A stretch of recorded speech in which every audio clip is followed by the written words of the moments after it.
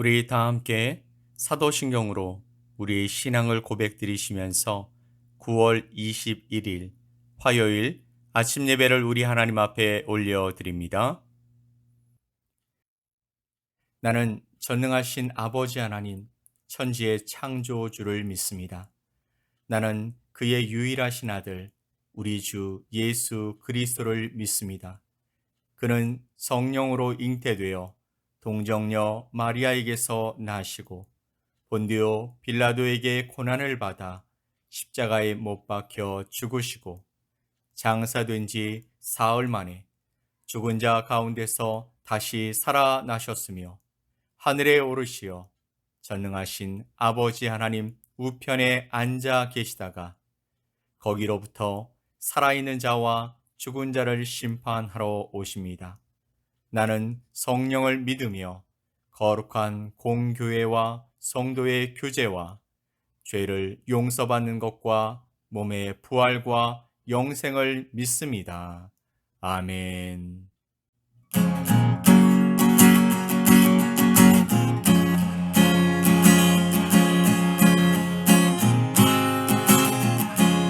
선한 목자 되신 우리 주, 선한 목자 되신 우리 주, 항상 인도하시고 푸른 풀밭 좋은 곳에서 우리 먹여주소서. 선한 목자 구세주여 항상 인도하소서. 선한 목자 구세주여 항상 인도하소서. 양의 문이 되신 예수여 우리 영접하시고 길을 잃은 양의 무리를 항상 인도하소서. 선한 목자 구세주여 기도 들어주소서. 선한 목자 구세주여 기도 들어주소서. 흠이 많고 약한 우리를 용납하여 주시고 주의 넓고 크신 은혜로 자유 얻게 하셨네. 선한 목자 구세주여 지금 나아갑니다. 선한 목자 구세주여 지금 나아갑니다. 일찍 주의 뜻을 따라서 살아가게 하시고 주의 크신 사랑 베푸사 따라가게 하소서. 선한 목자 구세주여 항상 인도하소서. 선한 목자 구세주여 항상 인도하소서. 선한 목자 구세주여 항상 인도하소서. 선한 목자 구세주여 항상 인도하소서.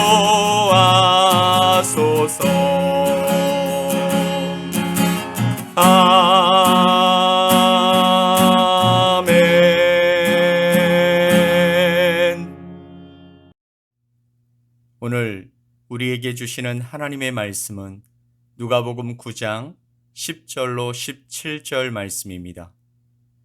누가복음 9장 10절로 17절에 있는 말씀을 우리 함께 보겠습니다.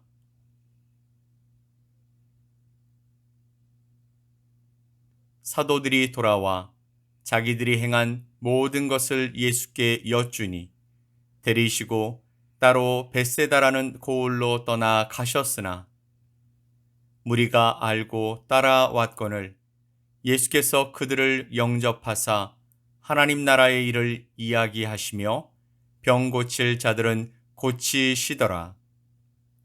날이 저물어 가매 12 사도가 나와 여짜오되 무리를 보내어 두루 마을과 촌으로 가서 유하며 먹을 것을 얻게 하소서. 우리가 있는 여기는 빈 들이니이다. 예수께서 이르시되 너희가 먹을 것을 주라 하시니 여짜오되 우리에게 떡 5개와 물고기 2마리밖에 없으니 이 모든 사람을 위하여 먹을 것을 사지 아니하고서는 할 수 없사옵나이다 하니 이는 남자가 한 5,000명 되밀어라.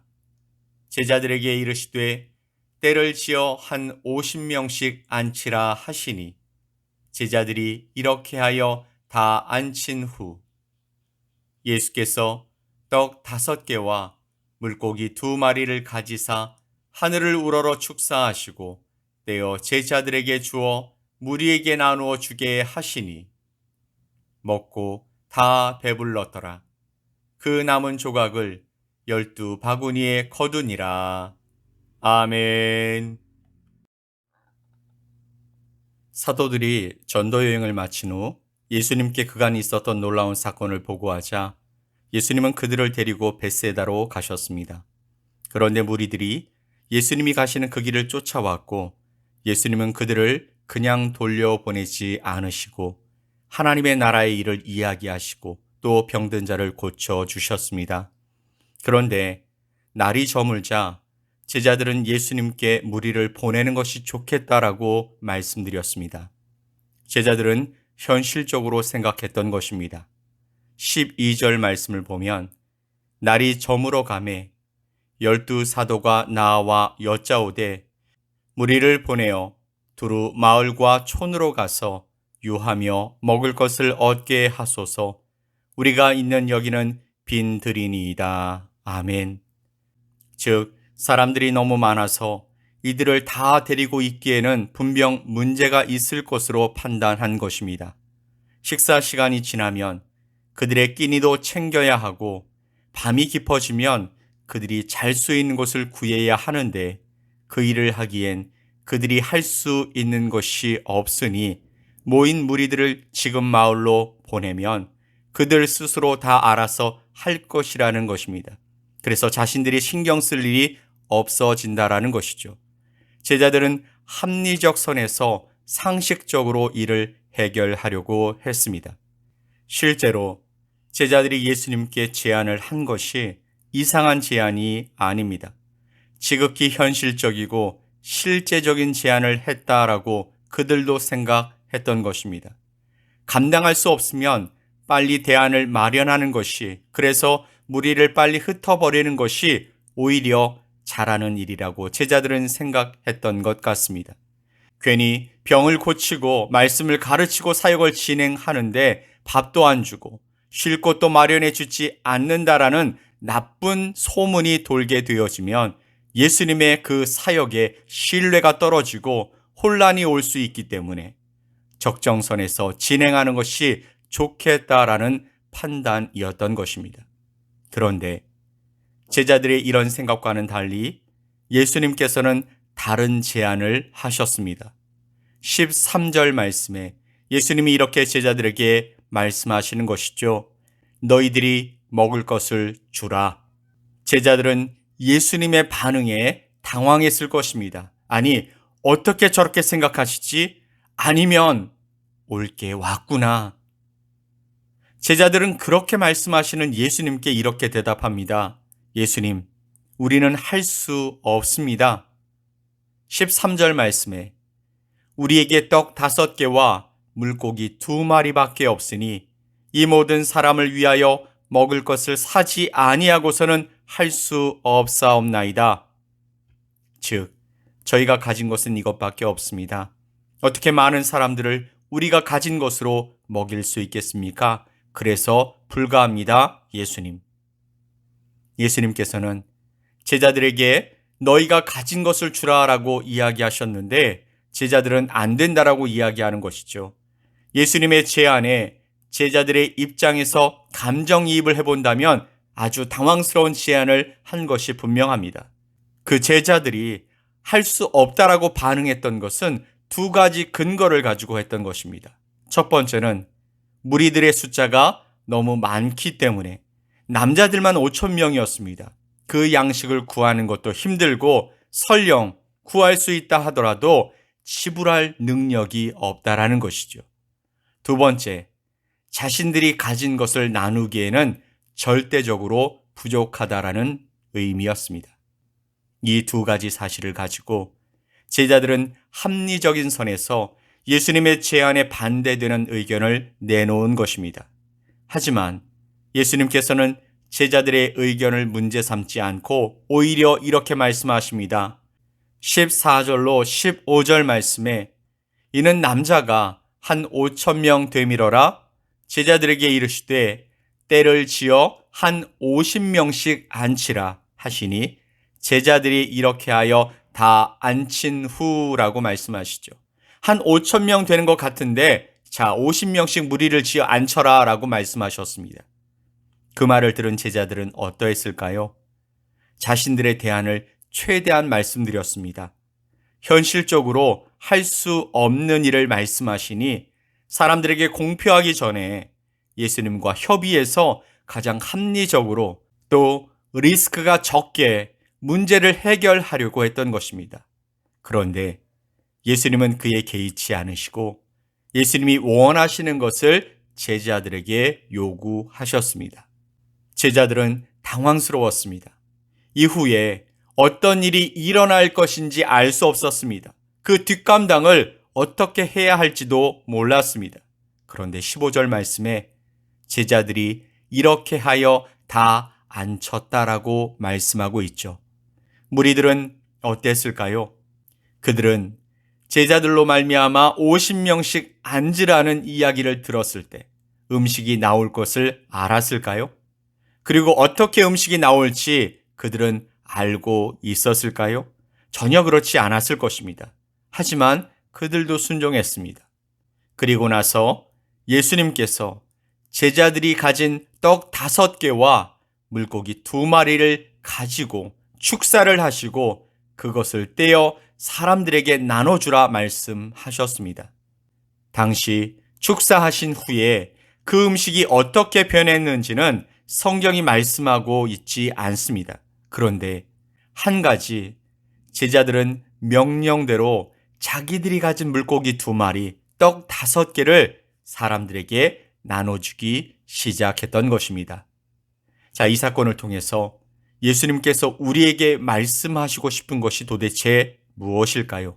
첫 번째, 내가 가지고 있는 자원을 팔아보지 말라라고 말씀하시는 것입니다. 현재 우리의 상황 가운데 내가 가진 부족한 자원으로 낙심된 마음을 가진 상황에 처한 분이 계시다면 우리가 가진 자원에 초점을 맞추지 말라고 말씀하시는 것이죠. 우리의 부족함은 아무 문제가 되지 않는다라고 말씀하시는 것입니다. 예수님께서 일하시고 행하시고자 하는 하나님의 일에 우리가 가지고 있는 자원과 상황은 나에게 아무 문제도 아니라고 말씀해 주시고 계시는 것입니다. 우리는 우리가 가진 자원에 초점을 두기 시작하면서 시작도 하지 못하고 포기하고 마는 경우가 많습니다. 그만큼 우리의 자원은 부족하고 보잘것없는 경우가 많다라는 것이죠. 반면에 자원이 풍부하다고 그것을 통해 하나님의 일을 할 수 있느냐 하는 것은 또 다른 문제입니다. 여하튼 오병이어의 사건은 하나님의 일은 우리의 작은 것을 하나님의 손에 드리면 하나님이 행하신다는 것을 우리에게 알려주시는 것입니다. 그러니 우리는 우리의 손을 보지 말고 하나님의 손을 바라볼 수 있게 되기를 예수님의 이름으로 간절히 축원을 드립니다. 아멘.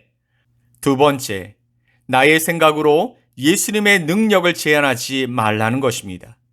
내가 가진 능력으로 생각하고 그것에 부딪혀서 좌절하고 혼자 씨름하지 말라라는 것이죠. 우리의 능력은 하나님께 있습니다. 그러므로 예수님이 함께 하시고 있다는 사실을 여러분 잊지 마시기 바랍니다. 예수님의 관점으로 세상을 바라보고 내가 처한 현실을 바라보면 예수님께서 그 일의 모든 것을 감당하시고 함께 동행하시기 때문에 우리에게 낙심할 이유도 염려할 이유도 두려워할 이유도 없다라고 말씀하시는 것입니다. 그런데 우리가 왜 그렇게 날마다 두려워하고 염려하냐면 우리는 생각보다 예수님이 나와 동행하시고 나와 함께 하신다는 그 사실을 정말 많이 잊어버리고 살기 때문인 것이죠. 내가 너와 함께 한다라는 말씀을 주시고 심지어 제자들도 예수님과 함께하며 계속해서 그 기적의 역사를 바라보고 있음에도 불구하고 문득 그런 생각들이 들어오면서 계산적이 되고 또 합리적이란 명분하에 믿음으로 반응하지 못하고 있는 것입니다. 그런데 우리도 다르지 않습니다. 그러므로 오늘 오병이어의 사건은 우리가 가진 생각으로 예수님의 능력을 제한하지 말라라고 말씀하시는 것인 줄 믿습니다. 아멘. 자, 세 번째, 예수님의 능력에 의지하여 믿음으로 도전하라고 우리에게 말씀하시는 것입니다. 예수님이 어떤 분이십니까? 실제로 여러분에게 예수님은 능력의 하나님이십니까? 아니면 아무것도 하지 못하는 분이십니까? 이것이 오병이어의 사건을 여러분 자신의 삶의 능력으로 이어갈지 또 말지를 결정하게 되는 것입니다. 성경은 끊임없이 예수님의 능력을 바라보고 예수님을 바라보고 그것을 여러분 자신의 삶에 적용해서 믿음으로 반응하길 원하십니다. 그런데 예수님께 대한 여러분의 생각, 그 믿음이 이것을 판가름하게 하는 것입니다. 사랑하는 성도 여러분, 우리는 지금까지 수없이 많이 우리의 지식과 경험과 합리적 사고를 가지고 우리 삶의 주인으로 살아왔습니다. 거기서 성공하신 분들도 있습니다.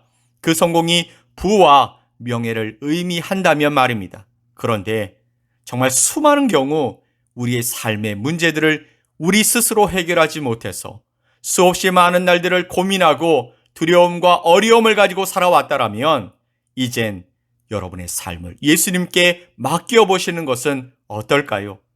능력의 근원은 실력과 자원에 있는 것이 아니라 예수 그리스도의 이름에 있는 줄 믿습니다.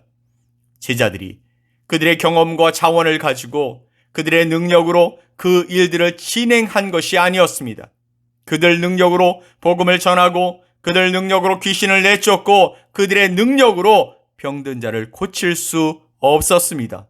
그것은 전적으로 예수님의 능력에 힘입어서 순종하고 의지하고 반응했을 때 예수님의 거룩하신 능력으로 말미암아 놀라운 기적의 역사가 일어났던 것을 우리는 말씀을 통해서 살펴보았습니다.